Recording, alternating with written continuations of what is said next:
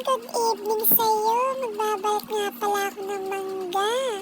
Kasi alam niyo na, dito na naman si mister ko.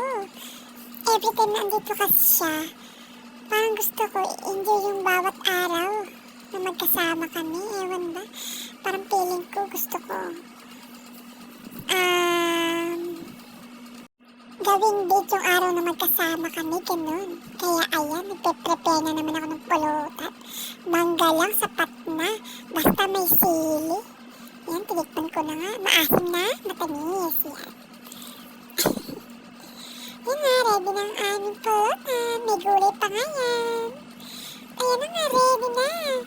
Dito na nga kami umiinom sa lapad kasi mas comfortable kami dito. At ayan, sexy ko nga dyan, oh. Siyempre, alam niyo na, pag-asawa ang kainuman. Ano pa ba? Siyempre, kailangan may konting akit. Ayan. Kailangan maganda tayo sa paningin nila. Ayan.